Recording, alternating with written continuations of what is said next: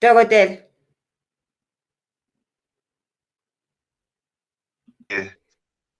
Yebo, kuhamba Ngiyabingelela kakhulu. Ngibingelela kakhulu abalaleli nabathandi bohlelo lwethu. Noma ke ngesona umsombuluko wamaqiniso namhlanje izolo siphazamisekile ngokwe-network yokuthi ke ugesi singenawo indawo yethu noma iSouth Africa yonke ayinhle kahle ngogesi ilokho nje kodwa ke siyaxolisa ke kubantu bethu abasithandayo nabahloniphayo ukuthi izolo kugcine kungenzakalanga ngalendlela yokuthi belindele singangeni. Siyaxolisa kakhulu, inkinga bingapha ngakimi, ayikho ngakusisi. Usisi cha, yena nje belokhu nje elindile. Longihlale nje kanjeni izolo ngilindile ukuthi ayimekuphela inkinga yagesi uzoza udokotela. Aze ngisuke nje. Yebo. Ilokho ngixolisa-ke njalo ukuthi cha kube yilokho siyaxolisa kakhulu kodwa namhlanje sizoqhubeka lapho obekumele siqhubeke khona izolo. Sithinta indaba yokuganwa. Ukuganwa lokho esikhuluma ngakho ukuthi umuntu aganwe kabili noma kathathu noma kane noma kahlanu noma kasikhombisa. Sizogxila kulokho namhlanje. Singakagxili kulokho, sizoke siqale sichaze kahle kahle ukuthi ukuganwa yini ukuganwa, ngoba lezi zinto lezi indlela esiyibiza ngayo zimbili kodwa impilo yakhona iyefana.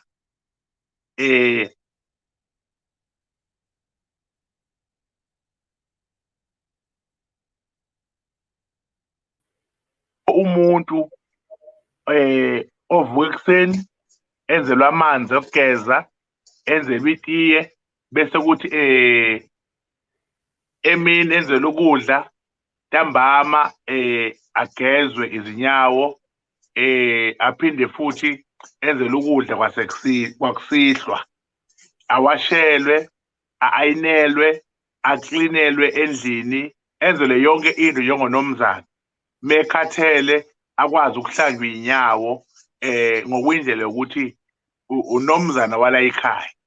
Leyo nto leyo ke yenziwa umuntu osuke ekhiphe izinkomo zahamba zaya kuba kwantombazane bayimukela base bethi ke cha siyamkhipha umntwana wethu akahambe eyogana.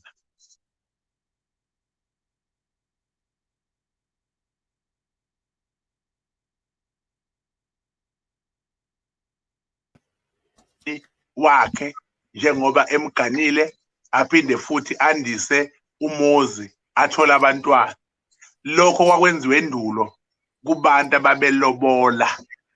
Ngitheke ekuqaleni lento ke iyafana kodwa amagama ahlukene ngoba nomuntu ongakhishelwe lutho nomuntu ongakhishelwe ngisho uyayenza lento eyenziwa yilo. Athi lona nginomfazi nalona athi ngilomfazi kodwa umehluko lo owakhe umfazi usuke ngaphelele ebufazini, nalona futhi akakwazi ukukhipha igama ngembaba ukuthi unomfazi ngoba usuke ngaphelele. Ngiqonde ukuthi lento iyafana, kuhlukile kodwa izenzo yona iyodwa kodwa kuyafana. Umehluko ukuthi ulotsholwe yini lo noma kalotsholwa, ngoba lapha kunegama lokuthi ubani uKipitile, igama lelo ke elilumelayo kodwa yilo ngoba usuke uhleli unjani ungakhishelwe lutho. Ukuganwa ke kuhlukana ngokuthi ke wena mungakhiphe lutho kodwa le mntwana ebekwenzela zonke izinto awukwazi ngesintu ukumuntu uganiwe, kodwa lo okhipha inkomo wanomfazi wamthela ngenyongo uyena onezwi ukuthi uganile noma uganiwe, lona akakwazi ukulibeka ngembaba ukuthi ngiganiwe ngoba leyangane sungayikhiphele lutho. Shuthi ke isithembu singena lana ke ngalesikhathi lo okhishelwe izinkomo wazolobola walotsholwa wazokwakha umuzi la ekhaya wahlala kuphela iminyaka emihlanu noma eyisithupha eyisikhombisa bezama ukuthola umntwana engatholakali. Uyasuka lo owesilisa ayokhuluma nalo omganileyo ukuthi inkosikazi njengamanje asibatholi abantwana la isithembu siqala khona la ekhaya njengoba uganile nje sidinga ukuthi phela kube khona abantwana manje ngoba abantwana asibatholi ngizocela ukuthi sithole umuntu ozozala abantwana la ekhaya. Number 2, awukusho lokho noma kwakungashiwo lokho ungahambanga izinyanga ungahambanga odokotela ukuzama ukuthi lo naye abe nomntwana. Uyothi nxa lo sebevumelana ukuthi hayi ngoba vele abantwana angibatholi kuzofunakala umtholo umuntu omunye athi hayi ngizokutholela umuntu. Kweminye imindeni yayithi ingane imilokhu ibikile ukuthi hey lapha ngiganile kodwa umntwana lutho, bese kukhishwa umuntu khona la ekhaya noma udade wabo noma umzali othile kuthiwa hamba uyobambisa usibanibani umuzi ufike lapha endodeni uzale ukuze usibanibani engaphelelwa yini umgano. Okuyinto ke yesithembu ekhona eBhayibhelini elithi iBhayibheli kunesikhathi la khona uHana nomnakwabo babehamba beya entabeni bebonga izinto uNkulunkulu abenzele zona. Leyo ndaba leyo igama layo kuthiwa iseShilo, okungukuthi ngalesikhathi bekhuphuka entabeni ufike lo abonga ukuthi ngibonga ukuthi indoda yami ngiyayizalela inezingane namhlanje. Lo ngoba engabatholi abantwana futhi uyena owavuma ukuthi lo akathatha umuntu ozozala abantwana. Lo sozela abantwana bese ekhuluma amagama alimaza lo ukuthi mina ngumfazi ngiphelele ngiyazala ngizobonga lokho uNkulunkulu.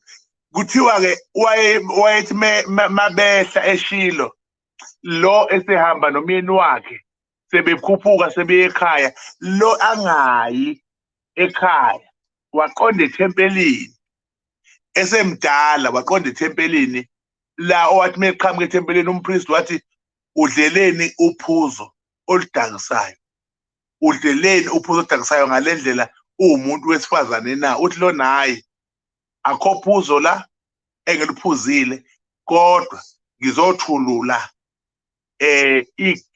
okungaphakathi kimi ukuthi uNkulunkulu nami angiphe umntwana. Okuchaza ukuthi ke isithembu sasingena kanjalo singeniswa ukufuna abantwana ekhaya.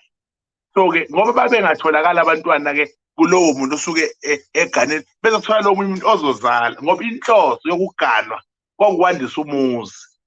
Siqala kanjalo ke isithembu.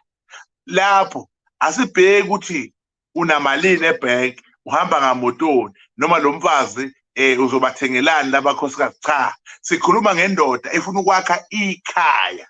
Aqaleke manje lo baba kuthiwa ke uganiwe ke unesithembu.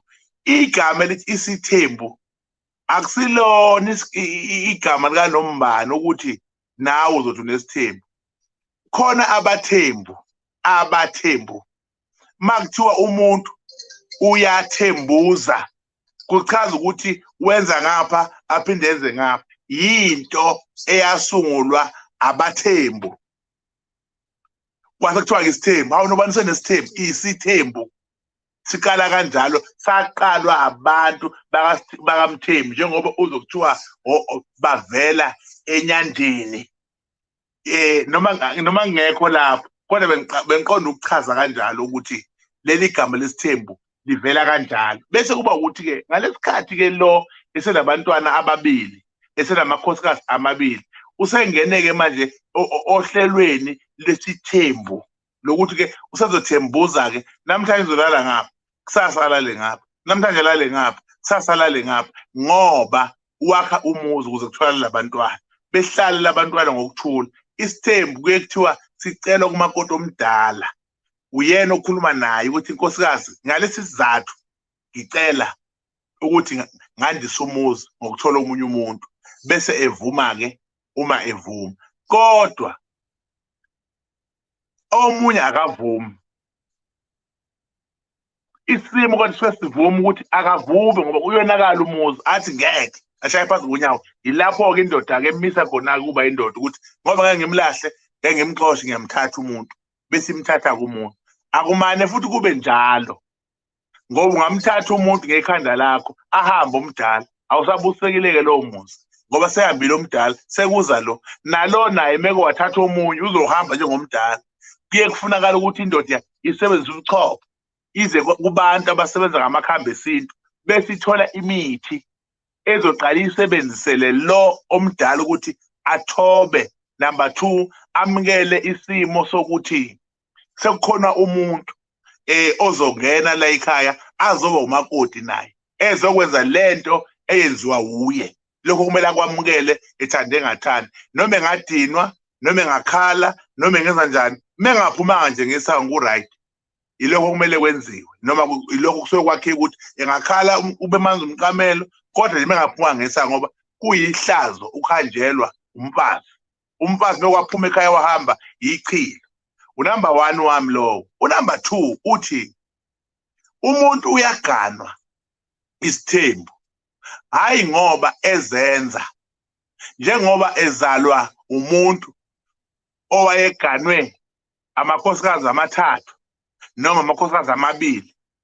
Loya muntu uyakwazi ukubamba izinto, unelo ngamthola lo makoti zibheshe izinto zakho, kungalungi asabathe umakoti ungalungi. Uthi uyochitha amathambo kuthiwa chabo, kufanele loganwe umakoti othile wenzele ubaba wakho, kunomama owafa engenandlu. Ganwa ingane ozozizala zivusele yandlu ngoba loya mama washona engenangane, eganela ikhaya engenabantwana. So wena mawuganwa uvusa indlu yalo yamama, noma uvusa indlu yomfowabo kababa wakho othile owashona engenangane, engenalutho, suyambusela. Wena-ke usungena enkingeni manje ukuthi ususele wenze lokho ngoba usabathe uthi akulungi lutho. Idlozi mase lifuna lokho liyafuna, ungene-ke lapha ekuganweni okunjalo. Number 2, ungathola umuntu enamakhosikazi awu7, uthola umuntu enamakhosikazi mhlawumbe amabili noma amane. Lowo muntu lowo omunye ukwenza lokho ngokwesimo sokuthi ukhona umuntu wesifazane okuganayo, thothi unebhadi nje yena sidalwa, kubo kunensila engcolile, kubo kunenhlupheko, kubo lento lena ihamba naye. Umthande wena umfake la ekhaya, umuke wambatha naye nje vele kubhethe izinto, kuvaleke yonke into. Number 2, ngeke uzumxoshe ngoba ukuganile, kodwa umuke wadibana naye vele izinto zakho ziyonakala, ayilungi. Wena njengendoda bese ubona ukuthi ngeke angithola omunye umuntu, ngibone manje ukuthi lesimo sizoba njani. Unelo ngamthola omunye umuntu ivele ngabe senzeka le yanto, uthi mukade ungapha kubhethe izinto, umuntu made ungapha zilunga izinto. Omunye uthola ukuthi ukuganile kodwa idlozi lakho alimfuni, usabathe ukhona la ekhaya zingalungi izinto. Uzushintshe manje uthole omunye umuntu ozothandwa yidlozi, bese ziyaqala-ke izinto zakho ziyashintsha. Abantu abangasali la, angikhulumi ngomkipito wesithembu, chabo, ngikhuluma ngomuntu onamandla okondla amakhosikazi akhe kodwa owalobole, ngoba akusona isithembu ungalobola. isithembu uyashada nokuqala ushada nowesibili isithembu ke leso hayi ukuthi uthi unesithembu usho izingane zabantu ongayilobola mhlambe wayidlisa ziyathithiza la ekhaya ayilotshola asibusekile ke leso sithembu akusisona nje isithembu leso sikhuluma thina ngesithembu somuntu oganwayo nolotshola okuba zizathu ziningi izathu engingayibeka nawe futhi ozaziyo njengoba ungilalela ezenza umuntu egcine senjani eseganwa amakhosikazi amabili omunye umfazi agane la ekhaya afike la ekhaya ahlale athande kube mnandi kube uyena othi baba ngiphelela amandla noma uthando nomdlandla wokuthi siye enkonzweni anginawo kunokuthi uhambe ngaphandle thatha umuntu omunye ngoba uyindoda ozoba naye noma hayi baba ngitholela intombi engibona ukuthi ayingilekelele sakhe lomuzi kusho wesifazane usho kuwe njengobaba ngoba ekuthanda bese uthi wena hayi ayikho inkinga intombi leyo ke ayize isiyeza ke intombi ke isizogana ilokho ngoba kusho yena umama uyacela ukuthi amandla akasenawo bakhona abantu abanjalo uthola ukuthi amandla abaphelele besethi hayi umutho lomunye umuntu njengoba kubalekile ukuthi kumele mawuthokoze ilokho futhi ke sizotshela abantu ngesithembu ukuthi cha isithembu asithathwa ngesinxele awumane nje ukhipha ibhande utshela ingane yabantu ukuthi suyaganwa cha niyabonisana ma unesithembu athi amakhehla ushela isibili ngoba lo muntu uhlangana naye engakwazi nishelane nize nivumelane akuthande engakwazi agcine sekuthanda noma usungena esigabeni sokuthi uyamlamanisa uqala phansi futhi umakhe umkhiphe lapha ekuthenini uyedwa ubelana nawe isonto lonke la endlini kodwa manje sezolala nawe insuku ezimbili esontweni yonke le nto leyo kumele uyakhe ukuthi yabona ke manje sekuzoba kanje umfundi avume abantu laba kwasendulo akaze umuntu athande nendoda yakhe kodwa ngokwezimo eziba khona uyaphoqeleka umuntu ukuthi agcine esevuma nendoda yakhe noma amukele ukuthi okay angingedwa kule ndoda ilokho bese ke kuba sekutheni ke wena amandla ukuthi nalo ofikayo ngekalala engadlile hayi ubukhazikhazi ukulala engadlile ilokho kubalekile uyagqoka yini into ayidingayo njengomuntu wesifazane uyayithola yini abanye bayakugana kanti bayayisebenzela ukwazi ukulekeleleka yinto leyo ekhona ngizothi ke namhlanje masizokhuluma ngesithembu kule show kaSisithenjiwe TV sizothi isithembu umuntu uyasithatha ngoba enemithi ikhona imithi edinga ukuthi uganwe ukuze izokusebenzela ukhona umuntu ongilalele la owazi ukuthi Sisithenjini kanti akazi ukuthi uganele umcebo wala ekhaya uganele umuthi wala ekhaya hayi ngoba eganele obaba cha uzile omunye abe isilima ungangokuthi lo mdala usekazi ukuthi lo sizodla ngaye amthande akhulule ngayo yonke indlela ngoba uyazi ukuthi sithola imali ngalo lo meke wathola wabamba siyaphuphuma esakhe isizwe njalo la ekhaya kuyadliwa yiwa phambili bakhona abaganele leyo nto bakhona abaganele ukuthi uma bethola abantwana badlule ngoba isimiselo uzoba isimiselelo ukhona ogana uthola ukuthi la ekhaya uyisiyabhuyabuza la ekhaya uyayiphuzela wenze khona kuthiwa umakoti la ekhaya ngoba uyaphuza ke uyadawa kaxoshwa ngani kuthiwa hayi ubaba umthanda kabi isimiselelo so isithembu into endala yayikhona emandulo kunemithi eyayisetshenziswa kudala ukuthi umahlanganisa umuthi owawukwazi ukuthi ulaka noma uthola ingakanani kula makhosikazi kodwa make badla ndawonye esithebeni sebehlangene sebezozwana sebezobolana izimpahla sebezolukana amakhaya ngoba sebelungisiwe isithembu ke sinjalo so isithembu akukhona ukukipita, akukhona ukuvolontiya ukuthi uyohlala nomuntu bese thayi ngicela ukuthatha omunye uvume. Awukho esithembeni mawunjalo, awukho nje, uyayijolela nje ngendlela ojola ngayo, kodwa awukho esithenjini. Esithembeni uyalotsholwa, uganwe. Ufazi omdala ahlale lapha phansi atshele ukuthi-ke ziyaphuma manje iy'nkomo ziyolobola umfazi othile, kokunye ziphuma engatshelwanga ukuthi ziyahamba iy'nkomo, yihambe njengazi, kwenzela ukuthi angafi inhliziyo. So izinto lezo zesintu ezazikhona endulo namanje sekhona. Thina maZulu isithembu siyasithanda, kodwa asifani namaJuda. Thina siyasithanda isithembu, kodwa asifani namaJuda.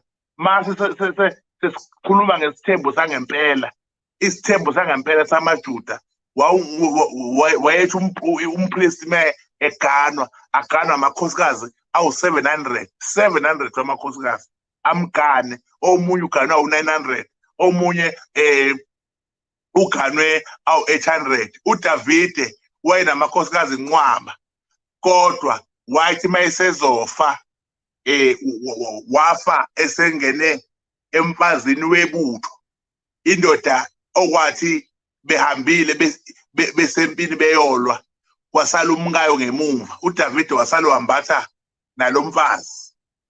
Indoda ile Davide wakhipha isigijimi mesebona ukuthi le ndoda lena izoba nenkinga yokuthi manje uzobuya umfazi sekhulelwe. Yakhipha isigijimi ukuthi ababuye empini, khona abafunela khona. Mabefika lapha empini wathi lo akahambe yombatha nomkakhe.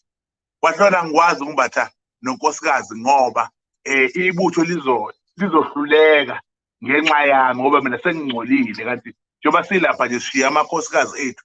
Kuthiwa uDavide wabona ukuthi lo uyanqaba, watshela induna enkulu ukuthi lalelani, makufika impi nje mbulaleni lo, makufika nje impi mbulaleni, ngoba enze ukuthi le ngane mayizalwa izalwe lo engasekho esefile, bafolosa ngaye le bambulala. Bathe mabebuye impi isiphelile, lo wazozala ingane. Mezala lengane uDavide wayiqamba yena ukuthi uSolomoni. Kahle kahle iso linomona, wathi iso linomona, iso linomona. Kwase kuthiwa-ke uSolomoni igama lale ndoda, okuyiyona-ke okwathi uDavide uma esefa amakhosikazi amadala kaDavide la ikhayaziwayo ayeqoqene la endlini uDavide egula kakhulu. Lona walokho emcindezela embuza ukuthi ubani uzothatha ubukhosi. Bakhuluma njengamanje bathatha ubukhosi, kusho lo mfazi ofike ekugcina. Wafike uDavide wathi hayi uSolomoni, wavaleka amehlo washona, ngoba uSolomoni-ke okuyena owagcina-ke sekuyena osephethe kwa-Israyeli. Ngiqonda ukuthi-ke isithembu siyenzeka ngokubona ukuthi le ndoda amakhosikazi ayo ayayizwa, igcine nayo isithatha lamakhosikazi okuthiwa awengeno. Unkosikazi wengeno unkosikazi osuke eshonelwe yindoda noma ewumfelo engesenandoda, ngoba amakhosikazi la ekhaya amhlonipha ubaba la ekhaya bese yaphuma ngaphandle ayonaka lo yankosikazi. Khathi emnaka lo yankosikazi athola ingane khona, thothi manje leya ngane ngoba eyalo mfazi othandwa, umfazi mesemusha uyathandwa, laba abadala bengathanda, bese egcina esenikeza labana ifa lonke ngalokho. Isithembu sizoxwayisa ngaso ukuthi uma iy'ngane zabantu usuyithathile, amakhosikazi usuwathathile, uyazibophezela kuwo, uhlale kuwo, uwanakekele, uwanelise. Ungenzi lento eyenziwa uDavide yokuthi ugcine usuphuma ngaphandle kuze ukuthi ubukhosi bonke buphume biye ngaphandle, busale obala ekhaya endlini obubakha. Isithembu sinjalo. Isithembu esinye umuntu uyasakha, hhayi ngokwamadlozi, hhayi ngokomndeni ukuthi emndenini kufunekala ini. Uyasakha nje umuntu isithembu ngokwenganuko, ngokuthanda nje ukuthi naye uthanda ukuba nesithembu, hhayi ngoba kuney'zathu ey'thile. Isithembu esiney'zathu ey'thile asiphazamiseki masizosunguleka ngokwey'zathu, kodwa masisunguleka nje ngokucaka uzothiwa hhayi kwakukhona umakoti la wahamba, kwakukhona umakoti la wahamba, ngoba uyabona ukuthi asikho isisekelo, ukwenza nje ukuthi nami ngifuna ukufana nabanye. Baningi abanazo la, bayabukela ukuthi nakho lapha kunesithembu, asikho. Nakho lapha kunesithembu, lapha kuba sikho. Naye futhi akakwazi ukuphatha isithembu. Isithembu sidinga umuntu onendlela yokusiphatha. Uma uphethe isithembu, usekuyena ukuthi awuhleki noma uhleka uma ungaphandle. Uma uhambe nabangani bakho noma useyitolo uyahleka. Kodwa uma usula ekhaya awuhleki, mina ungahleki nje. Uyohleka uma usuyolala, awuhleki nje nhlobo. Uzohleka nobani? Ngoba phela muhleka lo uzothi, oh, makukhuluma lo uyahleka. Mina ungikhulumi awungihlekisi. Injalo nje indaba. Awuhleki, uhleka muhleli ngenhla namadoda amanye, kodwa mususegcekeni ekhaya awuhleki, awungenwa, awungeneki. Mawuphethe isithembu, sidinga iqiniso, sidinga amanga. Angeke usiphathe isithembu uma ungenawo nhlobo. Number 2, angeke futhi usiphathe isithembu ungakwazi ukukhuluma. Uma umuntu uhlala ethule ngeke usiphathe isithembu. Isithembu ufuna ukukhulume. Futhi isithembu siyazwana nomuntu othanda ukukhuluma, nothanda impi. Ngoba kancane sekunempi la ekhaya, sekumele ungene uyilamule lempi yalabantu ngoba eyakho. And lo msindo kumele masusiphakama wena uthulise. Isithembu akusona sikaNombani. Iy'ngane lezi ezithi ziney'thembu siyayibona ukuthi azisazi isithembu. Isithembu siyakwenza ukuthi ube singayinga sikababa, ube isiyoyoyo ngoba lo mfazi nalo uzokudlisa, bonke bazokudlisa, akekho ozokudlisa. Amadlisa ayashintshana la kuwena emzimbeni wakho. Yingakho abantu ey'thembu uhlale njalo sebefaka amabhantshi, njalo uhlale ekhwehlela. Nithi nixoka naye nimbona useyalala, nixoka naye nimbona useyalala. Usedlisiwe. Uma ungakadliswa sesisha. Kodwa mase sesigcile ngempela, ugcina ungasalali kule yandlu leya, usulala kuleya kuphela. Ugcine lezi ngane zalapho ungasayifuni, usuthanda leza kuphela. Ikhona impilo enjani, bakhona abantu laba abangakhomenta ukuthi bahlukumezekile ngaso ngoba kushiyana ini amadlisi. Kufunakala indoda estrong, nendoda eyimelayo into yayo, nendoda futhi eyaziyo ukuthi izibathathe nje yayenzelani. Kuqala babehlala ndawonye, kodwa abanye manje bayabahlukanisa. Omunye ehlale le, omunye ehlale le. Indoda igcina ingasayi kule musi ihlala kulo ngoba enye into amadoda athanda impatho. Kokunye uyakugana umuntu uthola akaphatheki ngendlela. Mase gane isibili aphatheke ngendlela bese yambuyela network ukuthi kahle fuze ngabe ngila. Egcine sehambe seyangani. So uma ustrong ke kuthi nokuthi ubheda kunjalo. 2 days wangapha 2 days wangapha when ukuthi kunani ukuthi kuxatshene ngapha noma kuxatshene kodwa uyenza uzogcina umthetho ungathi haya ngiyi ngoba sixabene ngokuhlala ngathi sonto lokho kube ngibabone cha. Uma wathi nje makhosikazi umuntu ngimbatshela insuku ezimbili kufanele ukumele lokho uze ungene la emgodini. Ngicela ukuma ke makhona imibuzo ekhona kodwa isithembu sinjalo. Akunankinga naleso saziyo, asinankinga futhi naleso ukusibone ngakini. Sikhuluma ngesithembu esithathwa umuntu ngoba kunezimo asuke zimphoqa ukuthi akasithathe. Indlela yokusiphatha yile ngishoyo ayikhenye ukuthi kufanele ube strong, kumele uyimele into yakho, ngeke usiphathe ungakwazi ukukhuluma, ngeke usiphathe ungenawo amanga, ngeke usiphathe ungenalo iqiniso. Isona ke isithembu leso ngoba ngalesikhathi lesi lo umnika 100 rand ufuneka nalo umnika 100 rand kodwa umtshele ukuthi hayi yona 100 rand nje loyana ngemnika 20 rand kodwa ungamtsheli hayi lo ngemnika 20 rand wena nje wanginika 100 rand ungamtsheli. Bezwa le ngoba wakha ukuthi nalo ajabula athi mina unginika imali enkulu, hayi nalo akamnika ngalutho. Kunjalo nje ukuze behleze benjani bejabulile amanga akhe engazece. Wakhande ngendlela, ungakhanda amanga lawo ukudinga ukuthi masubuzwa ungazi ukuthi uzothini. Yilokho singama makhona mhlawumbe ukukhona noma umbuzo noma yini bese siyangena kodwa nje besigcizelela lapho ukuthi ungazi ujabulise esithenjini kanti awukhishwele lutho. Cha, khishelwa, lotsholwa, uhambe uyogana, unikwe indlu yakhe emzini. Hayi ukuthi uma ufika emzini kuthiwa kuzophuma omdala oyolala nezingane ngoba kuza wena. Asikusekile sasithembu leso. Ufuna ukukhipha umuntu endlini kulale wena aphume oyolala nezingane ngoba kuza wena uthi sasithenjini. Cha, uyakhelwa indlu yakho nawe ube nelawo lakho la uzolala khona nomyeni wakho.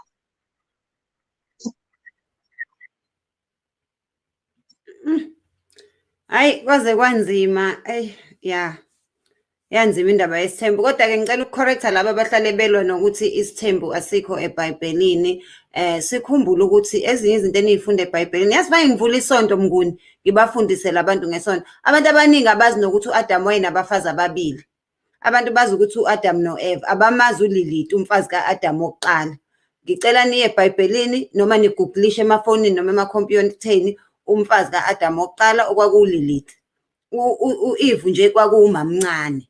So sengisholo ukuthi laba-ke abathi asibusisiwe ngoba singekho eBhayibhelini, ngifuna nje bazi ukuthi ukuqala nje kwalo iBhayibheli, makuqala nje kuvela u-Adamu unomfazi wakhe uLilith. U-Eve ufika nje ngoba kusho ukuthi engabe wayengazali wayenazo futhi iy'ngane uLilith.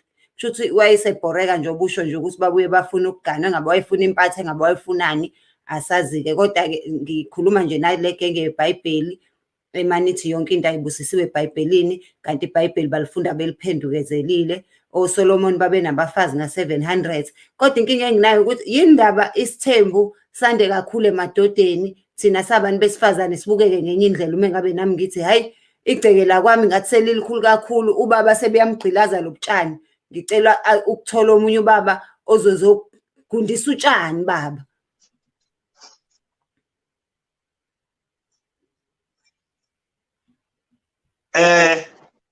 Chabo, ngokwamalungelo bakwethu, amalungelo athi kuyalingana. Kwathiwa ke akasekho manje umuntu kumele acinezele ngoba kuqala abesifazane kwakuthiwa bangaphansi kwamadoda. NgokweBhayibheli lithi iBhayibheli indoda iyinhloko. Kwakunjalo ke nakuqala. Ngokwamalungelo ngeke sithi akuzukwenzeka lokho.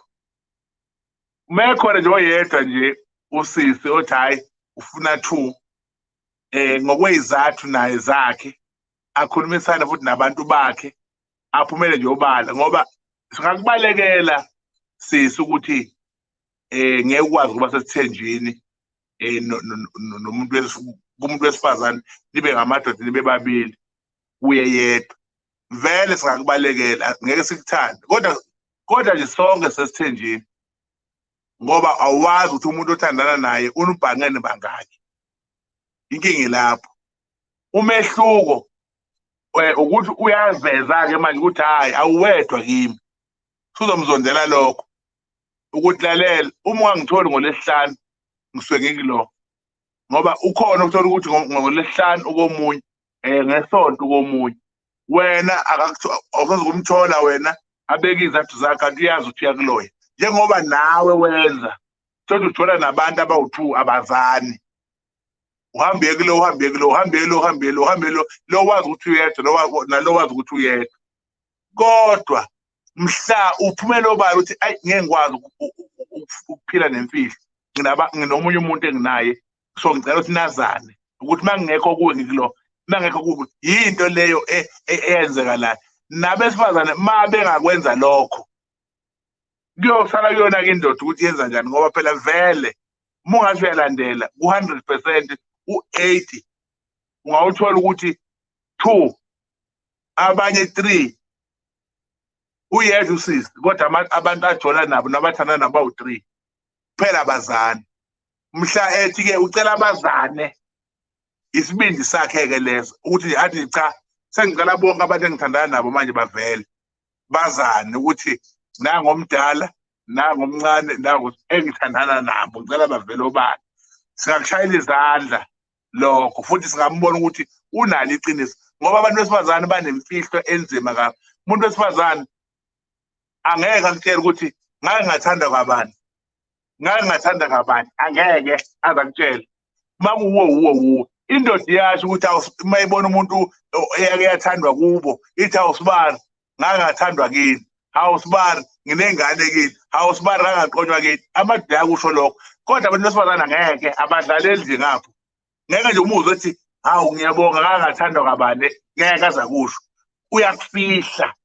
Engikholwa ukuthi lokho mhlambe kuyimvelo yabo, okuwukuthi-ke uma-ke singathi abavele obala ukuthi bana umuntu abantu ahlekisana nabo bangaki mhlawumbe kungaba nzima noma babili bathatha abangathi hayi siyayimela le siyayiveza okuyinto ke eshoyo ukuthi ngokwamasiko ethu njengamaZulu kubonakala kuyichilo ukuthi umuntu avele ukuthi nabantu abangaki kodwa uyayibona lento ukuthi ukufihla kuhle kumbi ngoba ungalokuthi uthi hayi mina ngedwa kanti niba u3 uthi ngedwa kanti niba u4 kodwa methi ngicela nazana nje ukuthi njengoba ngenibize lapha nje nonke ngamadoda ami masuke isililo ngoba ngeke nishaye yena ningashayana nodwa ilapha indaba so ngicela ukuthi ke into esingayibalekela kodwa iyona inkinga ukuthi akujwayelekile ukuthi umuntu wesifazane aveze ukuthi unabantu abangaki owesilisa ojwayele ukuthi aveze ukuthi cha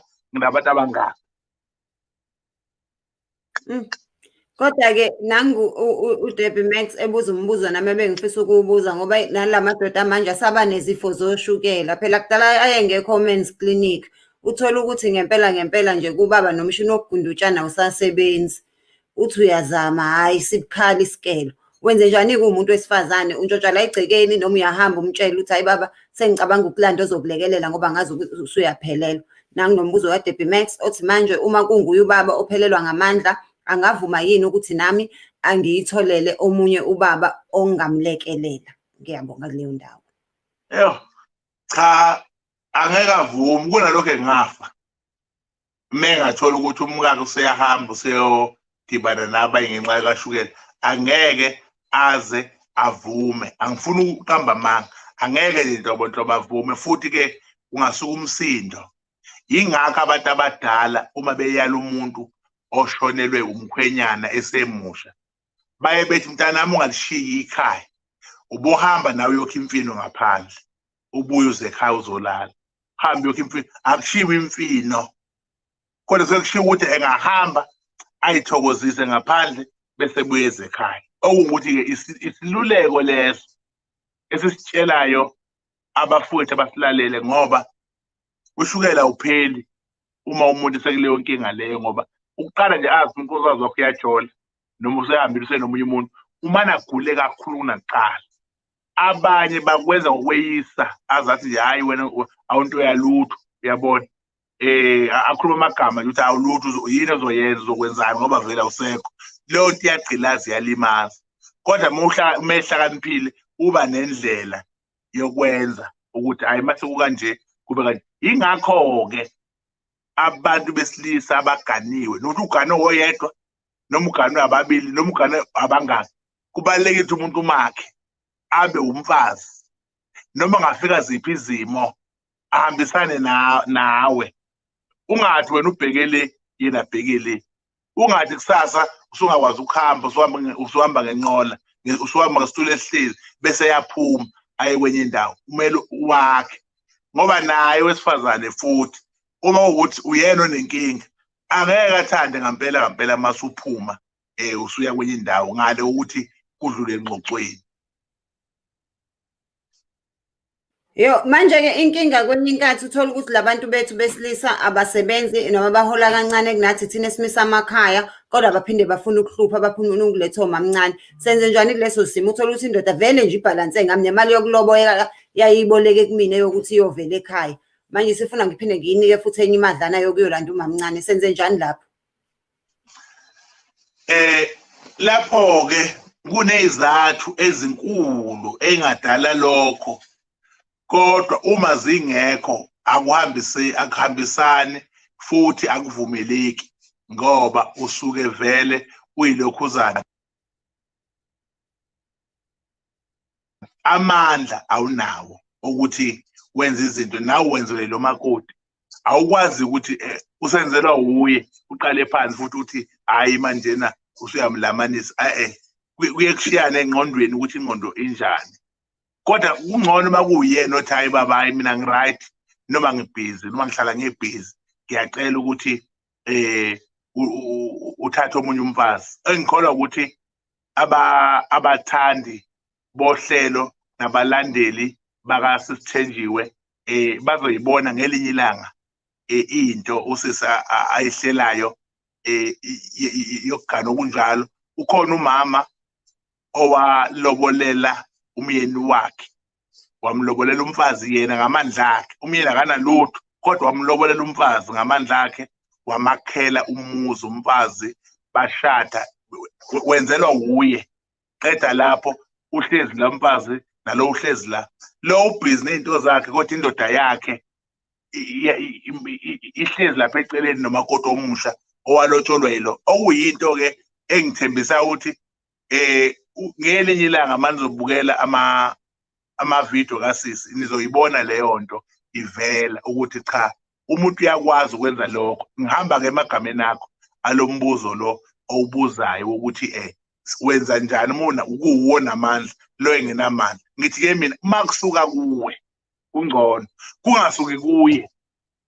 Nemali yokuya ekhaya wayilobola kuwe, wayiboleka kuwe imali yokuyolobola, wendliwa wuwe, uyoyithatha phi yokulobola le ntombazana?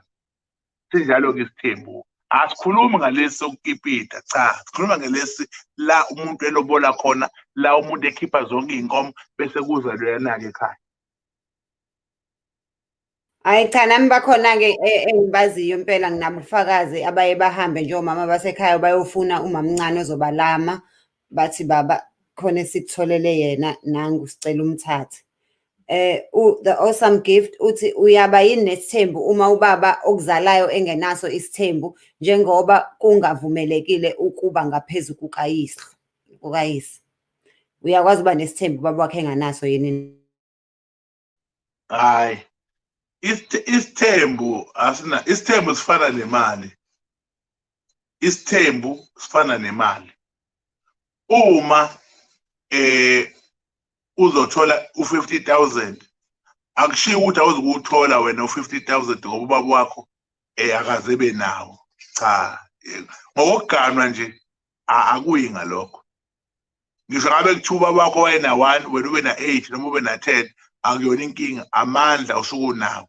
Into eyishiwo, awukwazi ukubakhela izindlu la ekhaya ukuthi indlu kamabani, indlu kamabani, indlu kamabani la egcekeni, cha. Ungabakhela le, kodwa lapha elawini lakho uma ufikile ekhaya uzolala lapha elawini lakho nalo usufike naye. Uma ufike nabo bonke balala lapha bonke ngoba phela isekhaya la, wena ukwazi ukuba phezu kababa. Kodwa nje ungaba nanoma ngakhe, ayekho inkinga. Hayi, wayibeka yacaca ngoba phela ibisizothi ungabi nemoto ngoba ubaba wakho akaze abe nayo, awukwazi uba nekhavela ngoba ubaba wakho akaze abe nayo. Yabona ukuthi bese sizoba senkingeni ngempela-ke manje. Bese kuthiwa ukwazi uba neblessa ngoba ugogo wakho akaze abe nalo. Ungabi nomfazi omuhle ngoba ubaba wakho wayenomfazi omubi. Yabo besoxakeka ngempela, kungcono wayicacisa leyo. U-Amen Zwane uthi mina ngisacela ukubuza ku-doctor ukuthi yini uNdlunkulu, ikhohlo neqadi. I'm confused because I grew up in a Christian family and I wish to learn about such things.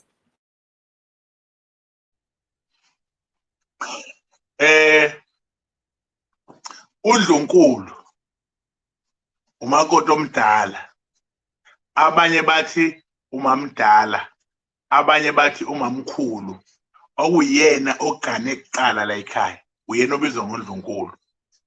Makuthiwa-ke lo mfazi owakwesokhohlo, kuchaza ukuthi-ke lo oyisandla sokudla, umfazi omdala, okuyena oshaya izwi la ekhaya, izwi lakhe lidlula bonke abafazi ngoba uyena omdala.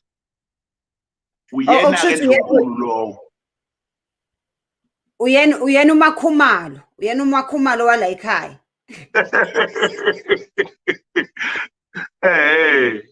Bese-ke lo okuthiwa-ke owesokhohlo, ilona phela-ke manje lo walesandla lesi-ke, isandla sokhohlo, isandla sesinxele, umfazi wesibili. Kahle kahle ngokwesithembu samaZulu babe bababili, kuba owesokhohlo bese kuba uNdlunkulu, okuyena yena inkosi, indodana yakhe endala, ekuyiyona ephatha umkhonto uma ubaba wakhona esethule, iyona ephatha umkhonto, indodana yalo. Uma lo uNdlunkulu egane ebukhosini, egane inkosi, uyena olotsholwa isizwe. Ingane yokuqala ayitholayo yomfana iyathathwa ihanjiswe le iyohlala kude, ingahlali la izobusa khona, ilindwe isazashone kuyimake isibuya-ke sizophatha ubukhosi uNdlunkulu. Iqadi ilo wesithathu ofika laba sebeqedile ngobundlunkulu nangesandla sokhohlo, bese kufika lona-ke owesithathu-ke obizwa ngokuthi yena-ke yiqadi ngoba usuke ezongena ini isithathu. Isizulu-ke leso esingadoliwe esichaza ukuthi-ke lo omdala, lo owesibili, bese kuba yiqadi leli lesithathu. Umuntu ogana isithathu nje uyiqadi. Angikho-ke lapho bengizochaza njengoba la eNanda siyisizwe samaqadi, kuthiwa isemaqadini la esakhe khona. Bengizochaza ukuthi kungani, kodwa ngikwazi ukuchaza ngayithola ngemvume ebukhosini ngoba siphethwe inkosi yamaqadi. Ngelinye ilanga mhla sacela kuyo siyobatshela abantu ukuthi iqadi ngampela uba kuphuma inkosi eqadini kusuke kwenze njani, ngoba inkosi iphuma kaNdlunkulu. Ngokulandela iy'nhlelo zethu kuyofika lapho ngesuke sichaze khona ngokweqadi ukuthi makuthiwa umuntu uyiqadi uyena wesithathu, kodwa owesithathu, kodwa futhi kutholakala ukuthi sekuzophuma inkosi lapha kuye kwenzeka kanjani kweqeka iNdlunkulu. Ngelinye ilanga, hhayi namhlanje besachaza nje ukuganwa isithembu. Yeah, I think ingaba mnandi kakhulu ukuthi sike siyenze leyo, siyenza nje yodwa. Manje mase bewu-4, 5, 6 laba abanye basuke sebenganamagama. Abanamagama-ke labo, bengenamagama nje. Uma uhamba uya ko-Mozambique, ungena ko-Tanzania, ungena ko-Zambia, uyamthola umuntu oganwe amakhosikazi awu-8, awu-10, awu-14. Mawuthi uyalandela kuthiwe abazali balezi ngane bayacela ukuthi zizomgana ngenxa yendlala, abanawo amandla okondla, kodwa ngoba amandla engathi lo unawo kwathiwa-ke thatha nazi ingane zikugane. Omunye uyaganwa abawu-6, 4, 5 njengoba sithi nje anjani amagama abo, ukuthi uphume ngaphandle waphunyuka wathola imntwana. Wayesathi ngeke umntwana amakhulele enhlathini, okungcono akabuye ezekhaya, bese egcine seganwe abane ngokunjalo. Kodwa asikaze sizwe ngamagama abo ukuthi-ke kuthiwa yini, ngoba lento yesithembu iya ngamandla. Ungaganjwa nawo-100 akunankinga, makuvuma omdala kuya ngamandla, kodwa abantu ababalulekile yilaba kade sibabala, okuyibona abawumsinsi nabayisekelo nabayinhloko yala ekhaya. Ekunye ngifisa ukwazi ukuthi uma ngabe mina ngishada nendoda eyake yashada before kwakuthi badivosa e-Home Affairs, badivosa kubameli, bese ngisuke ngiwumfazi, ngiwuNdlunkulu noma ngisuke sengiyikhohlo, ngiyakufica umnguni usudivosile, ngiyangena ngiyakushada, ngiba uNdlunkulu again noma ngiba yikhohlo noma ngathi umamdala usahamba. Uba uNdlunkulu uma ukuthi lo mdala sahamba baze badivorce, ngoba usuke wena uzogana umuntu. Igama elithi isehlukaniso lichaza into enkulu kakhulu, sebehlukene, abasekho nyamanye. Awukwazi-ke ukuba yikhohlo, uba uNdlunkulu, kodwa umuntu ofelwe umakoti, ofelwe unkosikazi wakhe, bese kuthiwa woza uzogada iy'ngane, awusiyeke uNdlunkulu lapho, uyikhohlwa, ngoba lo ngokomoya umfazi wala ekhaya. So wena uzogana isibili ngoba loyana owathelwe ngenyongo unjani, usakhona.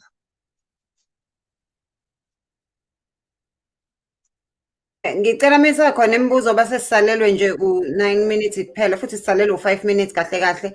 Nibuze nanguThemba Dlamini uthi mawunalo ikhubalo leyo nduku nje yokuthi ayongilobolela Nkosi yami uDokotela unkosikazi ahamba ayongilobolela umamncane, ngicela ungizame ngasese. Ungakwazi ukubazama kodwa abalaleli balolu hlelo ngempela ngokuthi bathole into ezokwenza omamncane, omamkhulu bayolobola omamncane.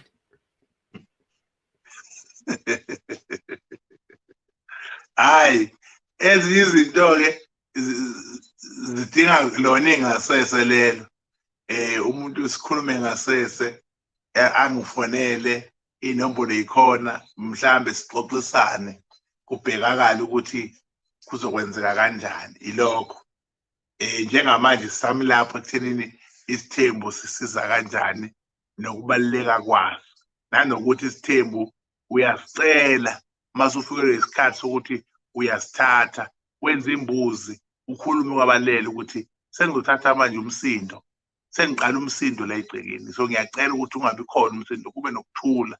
Ngiyathatha manje na omunye umuntu kanje usho ucela, siyacelwa, ugcine sesithatha ngoba uma ungakwenzanga lokho kuyenzeka impela nje kuliwe la egcekeni, balwe bashayane ngey'valo zamabhodo, kube njeyana bekwazana ngey'punu la ekhaya ngoba idlozi zisuke lingamukelile ukuthi bazongena, nokuthi lo mfazi usuke emdala insila yale nto isuke ikhona yini ngoba kuthatha umuntu osazi isithembu ozalelwe kusona ungcono kunokuthatha umuntu ozobe siqala nje ngaye empilweni yakhe.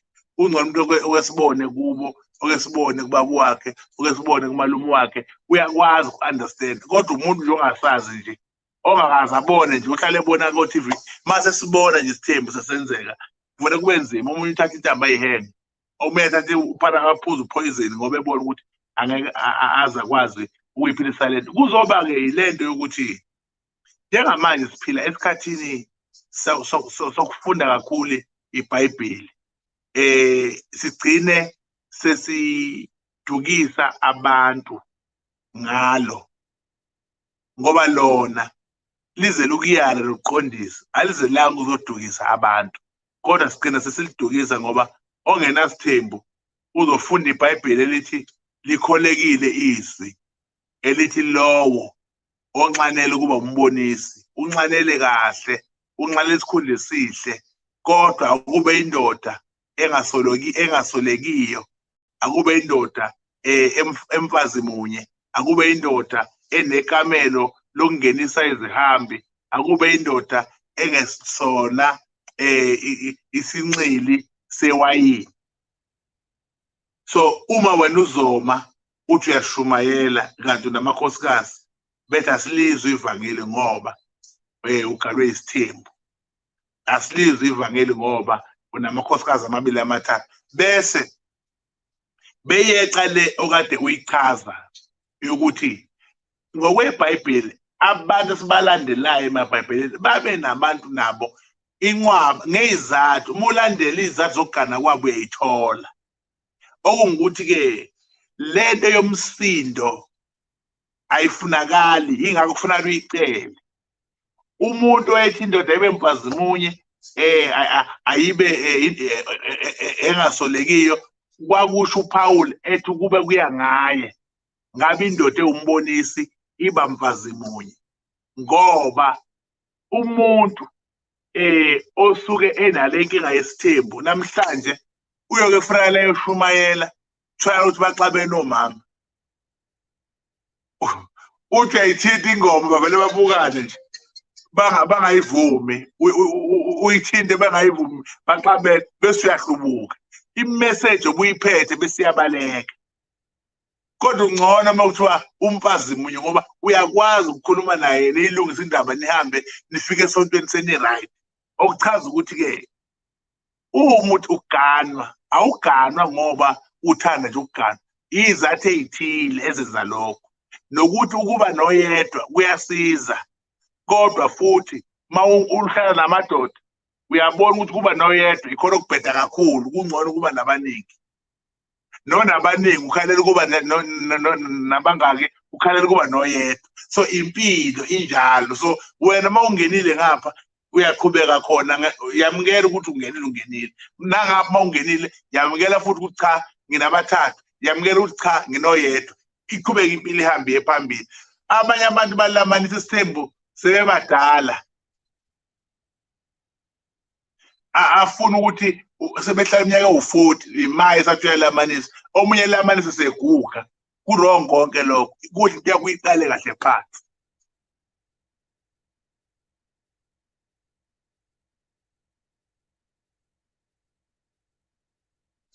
Ngicabanga ukuthi singathatha omunye umbuzo mawukhona. Hayi sifundile namhlanje kunzima.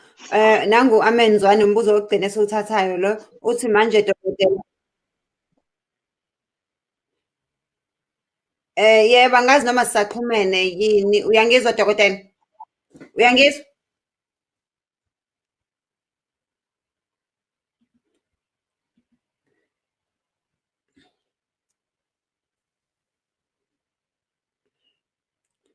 Angazi kwenzeka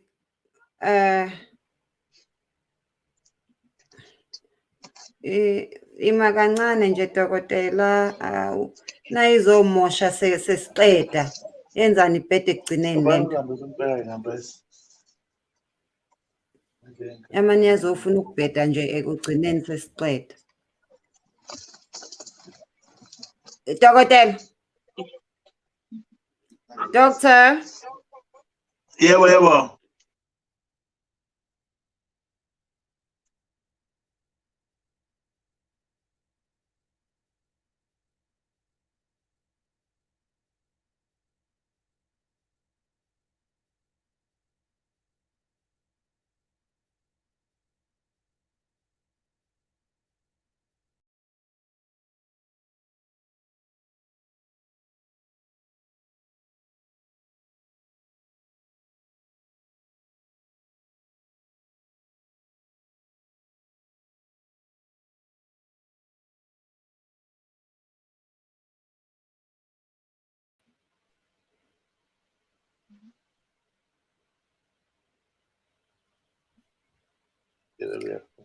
Yebo dokotela.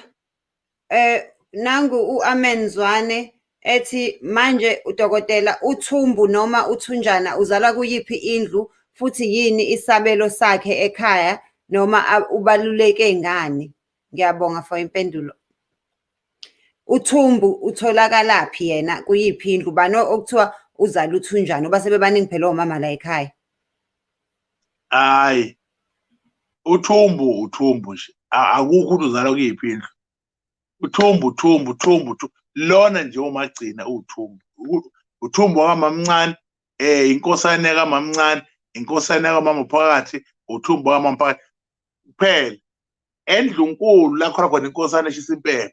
oThumbu bayafana, akukhethekile ukuthi uThumbu wakuphi. Noma ukuthi uyala ekhaya sekuyabekwa umakoti uyagana uyaba uthatha uThumbu kule yandlu athatha inkosana kule yandlu. Kuba kanjalo.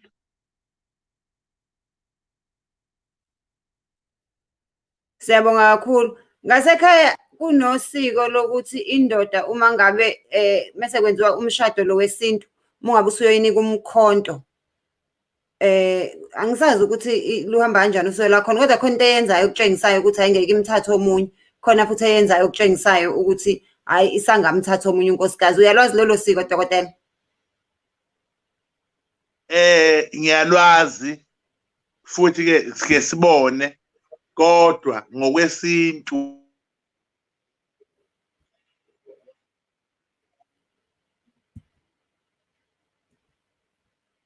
ngeke ngiphumele obala ukuthi nayi into yakho nazo-ke seku-right. Ngisho ukuthi kuye kwenzeke ngizwe kubona kodwa angeke ngikhona ukuchaza kahle ukuthi wenza kanjani ngoba noma kwenzeka angazi nginike isineke sokubhekisisa ukuthi yini ayenzayo. Kodwa khona kuyenzeka siye sizwe kuthiwa kuyenzeka kanjani.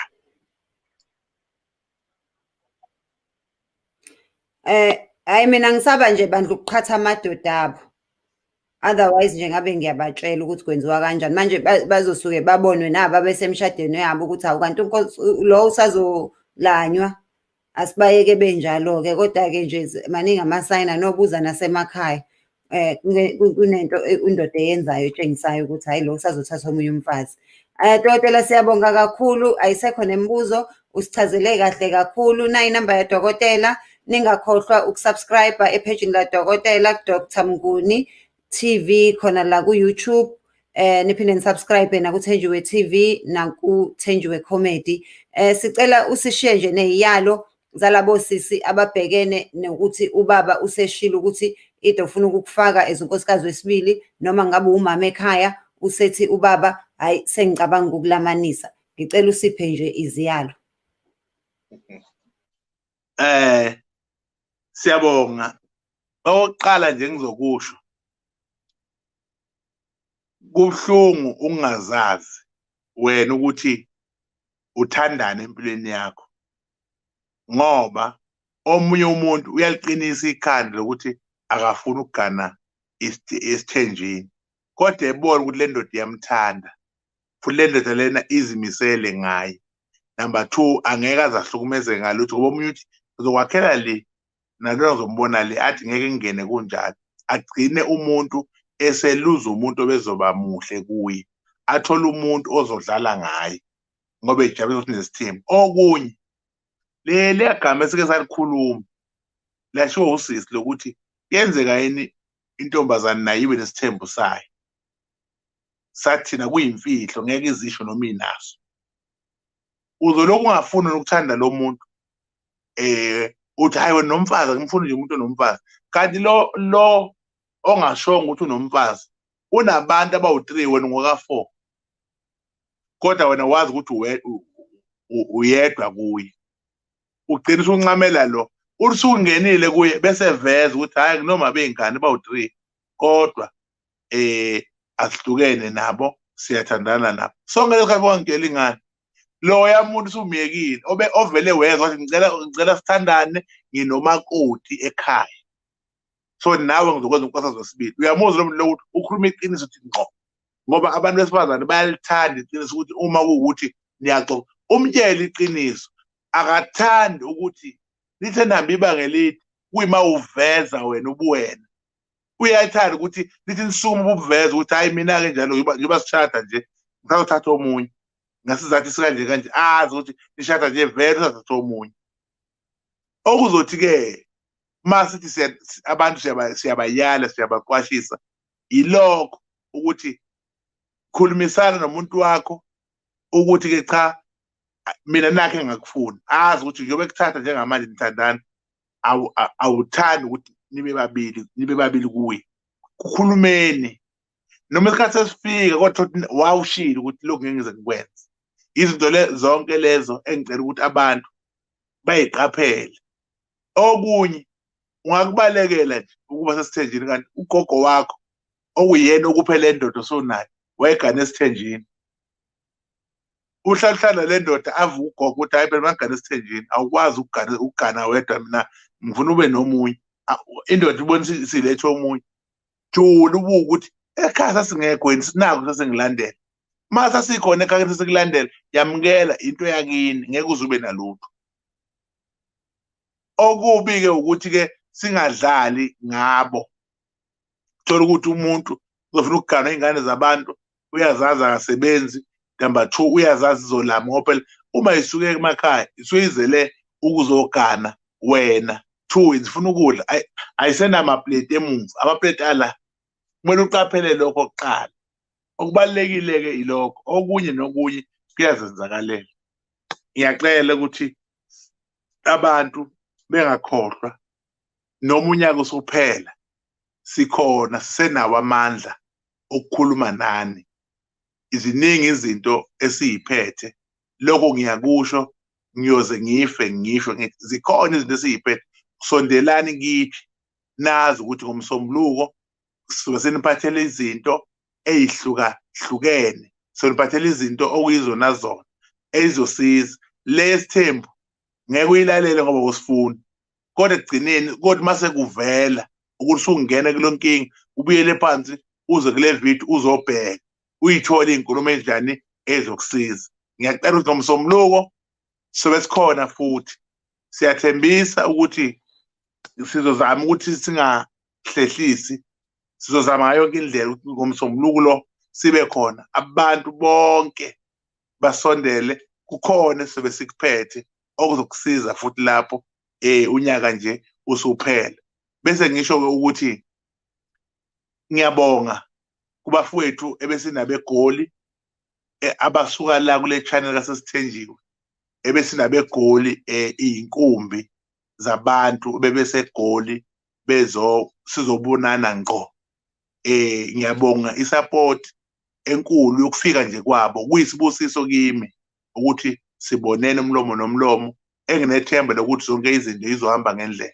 Namba okugcina ngomhla ka-1 nangomhla ka-2 ngizobe ngibiyele futhi lapha eGoli ngiyoqhubeka ngiyothatha iy'mpendulo ngiyothatha insebenzo ukuthi abantu engibasebenzile kuhamba njani, ngibone nabasha abazobe beqala ukungibona 1 and 2 December. Bese kuthi ngomhla ka-7 ku-December kuzobe kunespecial la ekhaya esikhulu, abantu bazobe bethola izinto ngo-1 prize kuphela bonke, ngoba sobe sibanikeza indlela ukuthi ongenawo amandla okuthatha izinto la kimi, ongenawo amandla okuya noma yikuphi kodwa akwazi ukusizakala ngayo yonke into asuke eyifuna ispecial. Sengithi nje ngitshontshe sisi emzini wakho Nkosi yami, ngimemezele nje lokho. Kubalulekile, siyabonga kakhulu. Manje nje ukuthi nje mhla 7 bazobe bethola 1 prize nangoba yini abayifunayo 7 December kuwo lo nyaka 2020. Abafuna utikoloshe nezigubhu nabafuna ukulotsholelwa abafazi nabo bayangena lapho.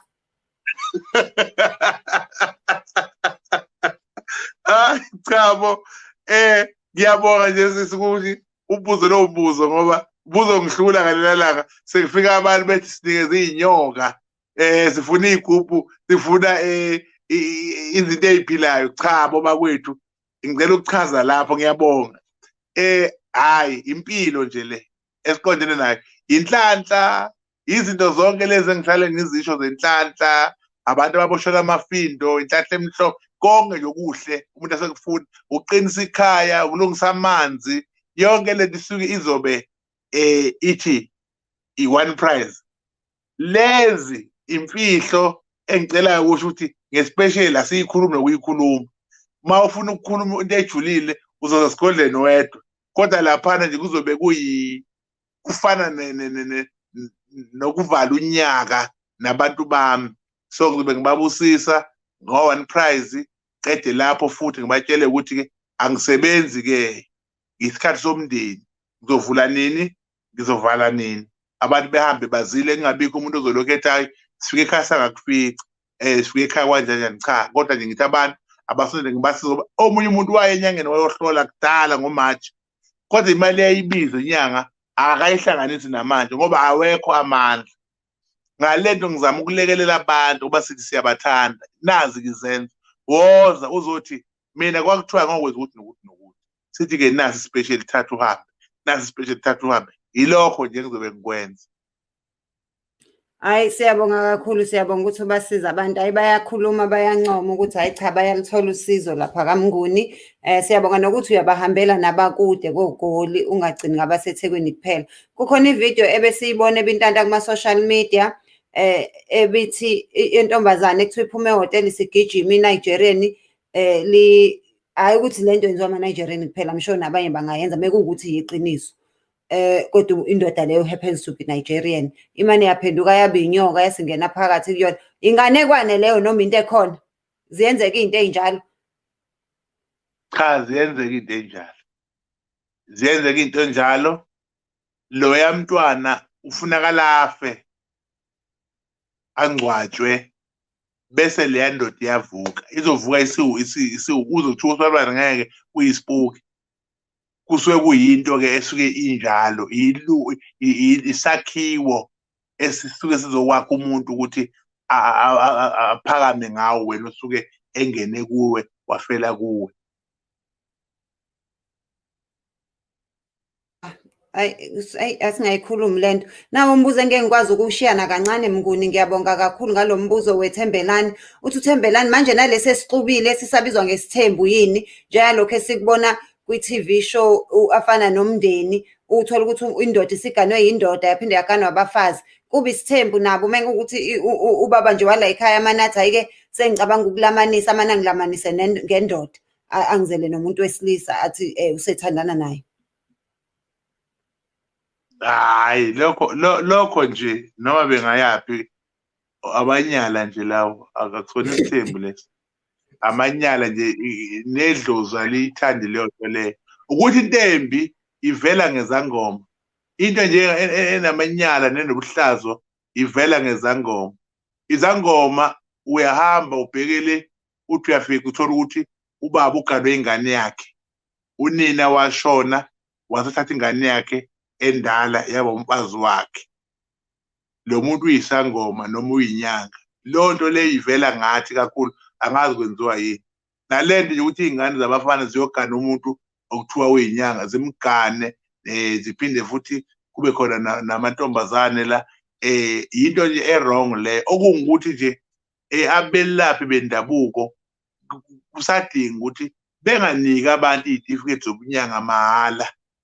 Kodwa kube ngathi umuntu engabhekwa ukuthi khona ubunyanga lobu uyabazi yini ngoba sibaningi sizinyanga kodwa sibazi ubunyanga ukuthi buyini. Sazi ubunyanga nje ukungena kwabantu bezohlola benikwe imithi kuphela asibazi ubunyanga. Ubunyanga buyafana nobusulumane. Umuntu oyisulumane impilo ayiphilayo ayifani nempilo ephilwa umZulu.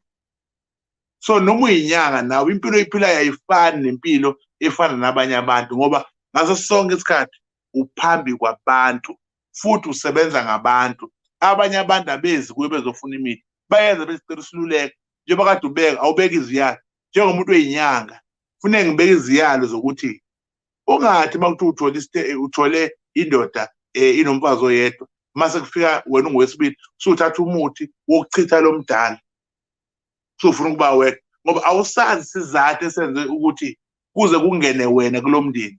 Bebehle kahle laba bantu sebelanda wena yini inkinga wena uzoxosha lo. Yizo zonke izinto lezi ezikhulunywa kodwa ngiqonda ukuthi ke lento ebuzo ubhuti cha ayiyona ayinhle. Kuhle kabi nje ukuthi izwe lazi ukuthi leyanto iyamanyala. Uma ukuthi imithi yakhe efuna ukuthi aganwe amanye amadoda imbi lo mithi leyo nayo inobuhlazo phakathi. Uzadlula abantu ababulili bunye bayamdlula bathi cha samadoda kuphela bayamedlula. Nayi ingane la nangu lokhuzana umama la nangu umfana la bonke bagane lo baba cha kurong. Hayi kwaze kwanzima. Abacela ukuthi ubathandazele bayakwazi ukukufonela kuyona le number yakho evelayo manje escreenini ukuthi umuntu umefona nje ethi ngixakekile baba ngicela nje umthandazo. Kahle sisi ubaba uMnguni lo abantu abambonayo indoda nje ilungele futhi indoda nje isontelayo indoda nje engancane muntu kodwa ngokobizo engibizele kulo sengabonala ngathi nginonca ngoba kunomuntu ozofona egulela ukufa athi uyangifuna avele angangitholi athi uyafona angangitholi athi uyafona mhlambe ucingo olubanje mhlambe uthwasa noma lubanje ubani ubaba usebhizi uyafa lo yamuntu bese sebona sengathi lo muntu mhlambe umuntu nginonya kanti cha omunye afone ayibamba ngizobuyela kuwena buye ungifonele ngisebhizi kube sengathi anginathando kanti ngisuke ngimpintshwe ubabhizi ekuseni kusi ngiphume ngihambe ngokuthi ngigcine ngingasakwazi ngisho nokubona izingane ukuthi zinjani ngicela ngasakwazi ukubona izinkomo ukuthi zinjani ngicela ngasakwazi angikwazi ukubona izwe zekhaya ngoba nginakana nabantu. Kodwa ngiyacela ukusho ukuthi umlaleli nombukeli nomthandi wohlelo ungapheli amandla. Uma ngithi nje buya ushaye ngiyacela ubuye ushaye. Uma ngithe ngizobela kuwe ngisho na ku-WhatsApp abanye bayathetha ukuthi uphendula kanjani ku-WhatsApp uzobona ngi-online kanti hayi bo ngifake i-location nginikeza umuntu odukayo hhayi ngoba ukhona engisuke ngikhuluma naye noma ngikukhona engikhuluma naye angikwazi ukubaqeda. Thola ukuthi abantu njengamanje engakabafundi imiyalezo yabo bawu-2800 engakabafundi 2800 safunakala manje ngaphambi kokulala kuze bazongisiza ke babheke ukuthi ubani uthini njalo nje bayanda kusasa kuzobe khona abanye. So ngicela ukusho ukuthi abantu ngiyacela bebekezele, ngizobuyela kuwe, ngeke ngabuyeli kuwe. Mawubhalile ngizobuyela kuwe, noma ufonile labantu bekezela labantu bayimi ngathi ngibhizi, ngizobuyela kodwa ngizogcina ngilenzile uhlelo ukuthi abantu sizakale. Ikhona inamba sicela uthole ulokhuza udokotela, sicela uthole umuntu ozoba isekela lakho, uthole ithwase kuyilona elizodila nokubamba amafoni, lithathe imiyalezo ebalekile, liphendula abantu. Ngoba uthola ukuthi omunye mhlawumbe ufuna ukubuza ukuthi ngifika kanjani lapho ekhaya, ucingo lingabanjwa. Hayi, impela ngisohlelweni lokwenza njalo, kuzokwenzeka ngomsombuluko yonke into izobe isi-right, abantu bazoyithola. Kakhulu yazi lamnandi uhlelo lwanamhlanje. Abathatha isithembu-ke ngicela basithathe basitshele, nisitshele mese nisithathile. Sinohlelo olumnandi oluzoqala ngoLomgqibelo siyakuwona. Manivuka nje lizobe selingenile, luzongena ngo-7 ekuseni. Lamadoda athatha isithembu, amadoda angathengelani iMercedes, amadoda amasoka, amadoda athatha nje isithembu. Athi nje umfazi kumele adle, umfazi kumele adle ngaphezulu, adle nangenzansi kuphela. Hayi indaba yokuthi umuntu ushadise, ngoba ngeke ngizwe abanye bethi hayi kufanele umuntu, mina ngingagana esithenjini uma kunemali. Abantu abazonitshengisa ukuthi hayi isithembu asiyo ngemali. Namakhosikazi azonitshela ukuthi uma uzogana la ekhaya uvala imbobo yephalishi, uvula imbobo wezangayo, uyayeka nje undaba yokulokhu uzwe nomsindo uzokhuluma la ekhaya. Sizoba mnandi kabi le show ezayo. Please look forward to it. It's going to be very, very interesting. Izoqala this Saturday. Manivuka nje ngo-8 ekuseni izobe singenile khona la kuThenjiwe TV. Siyabonga kakhulu ngesupport yenu. Abangaka-subscribe ningakhohlwa ukusubscribe ku Dr. Mnguni TV, kuThenjiwe TV na kuThenjiwe Comedy.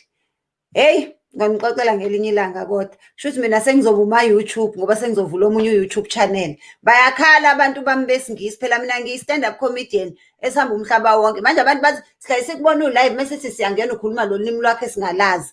Ngithi mina kodwa Nkosi yami, ngoba namaZulu nje mengithi ngikhuluma isingisi bathi musu ukukhuluma isingisi Fusek. Manje angisazi ukuthi manje ngenze njani ngempela.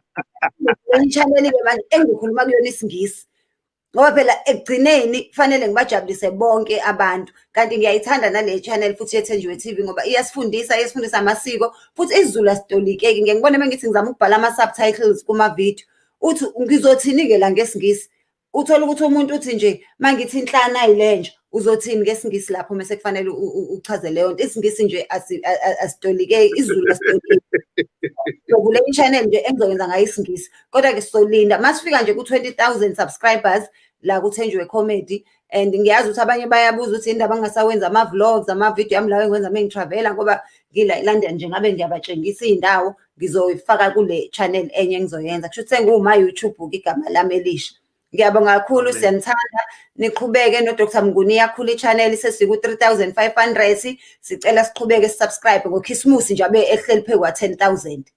Ngiyazi ukuthi ngothando lwenu nesineke eninaso for thina nento ezimnandi asifundisa zona, sizokwenza njalo, sisubscribe, simkhulise, likhule i-page lakhe. Ngiyabonga kakhulu, inkosi ibe nani. Nayo-ke nayo eyami ingoma-ke Dr. Mnguni ngifuna uyilalele le eyami yesithembu.